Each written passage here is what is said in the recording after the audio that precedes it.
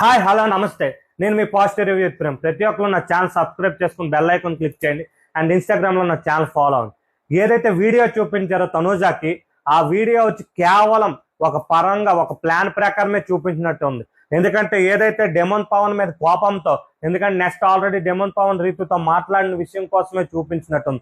ఎందుకంటే అక్కడ ఏంటంటే తనూజ ఎన్ని మైనస్లు చేసిందో అండ్ తనూజాకి ఎందుకు అడ్వాంటేజ్ ఇచ్చారు, ఎందుకంటే తనూజ ఎన్ని మైనస్లు చేసింది.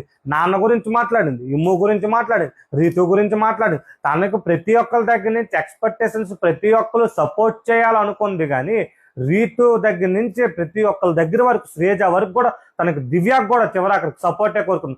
మరి తను వచ్చి ఏదైతే అండ్ అక్కడికి వచ్చి కళ్యాణ్ అలా చూసి చెప్పడం తప్పే, అక్కడ డెమోన్ పవన్ కూడా చేయడం తప్పే. అది తప్పు కాదనట్లేదు. అలాంటప్పుడు అందరికి ఆ వీడియో వేసి చూపించాలి. ఎందుకంటే మిగతా వాళ్ళు అక్కడ ఆడిన వాళ్ళు కంటెస్టెంట్స్ కదా. ఎమ్మెన్యేల్ ఆ తర్వాత ఉన్నాడు, దివ్యానిక్త వాళ్ళందరూ ఉన్నారు కదా. మరి అండ్ ఆడిన వాళ్ళు కూడా, ఎందుకంటే వీళ్ళు ఎలా గేమ్ ఆడుతున్నారని అందరికీ తెలియదు. ఎందుకు తనూజాకి ఆ అడ్వాంటేజ్ ఇచ్చారు అంటే, తనూజ మీ ఫేవరెట్ కంటెస్టెంటా అంటే మీ ఫేవరెట్ క్యాండిడేటా అండ్ వచ్చి తను డెమోన్కి వచ్చి డెమోన్ ఓడిపోయే కట్ట పక్కకెళ్ళి ఈ మూలకెళ్ళి ఆ మూలకెళ్ళి తప్పు అన్నమాట.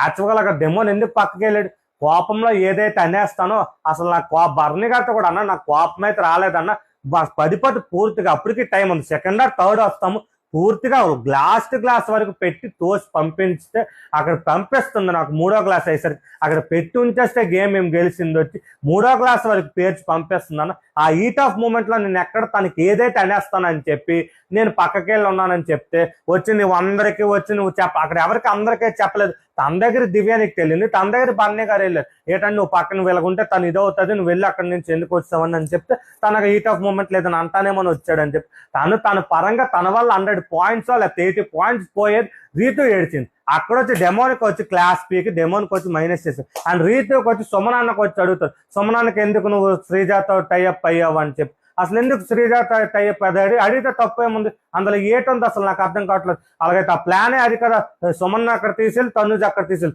అదే విషయం ఎందుకు వచ్చి శ్రీజాని అడగలేదు, కళ్యాణ్ మీ ఇద్దరు ఫ్రెండ్స్ కదా మీరెందుకు ఉండలేదు, వీళ్ళిద్దరితో మీరు ఎందుకు తనుజతో ఉన్నావు అండ్ శ్రీజాకి ఎందుకు వదిలిసి సుమన్ దగ్గరికి ఎందుకు పంపించావు అంటే ఆ స్ట్రాటజీ ఆల్రెడీ ఇంట్లో అందరికీ తెలిసిపోయింది. ఒకళ్ళు వస్తే అవసరం బట్టి పక్కన ఇంకొకరు తీసేయాలని ఆ విషయం గురించి మాట్లాడలేదు. రీతుకును డెమోన్కి ఎందుకు అంత అన్ఫేర్ చేయాలనుకుంటున్నారో నాకైతే తెలియట్లేదు. అండ్ వచ్చి సంజనా గారి విషయం కూడా, సంజనా గారు కూడా క్లియర్ గా చెప్పారు, ఎందుకంటే రీతు నాకు ఫెయిర్ గా అనిపిస్తుంది, నాకు ఈ విధంగా అనిపిస్తుంది అని చెప్పారు. బట్ నాకైతే డెమోన్కి కొంతమందికి అయితే ఒక నెగిటివిటీ స్ప్రెడ్ చేసి వాళ్ళే కొంతమందికి ఫేవరెటిజం గా హౌస్ పరంగా హౌస్ లోపల తీసుకెళ్తున్నారు అనిపిస్తుంది. ఇదైతే ఏ విధంగా మేనేజ్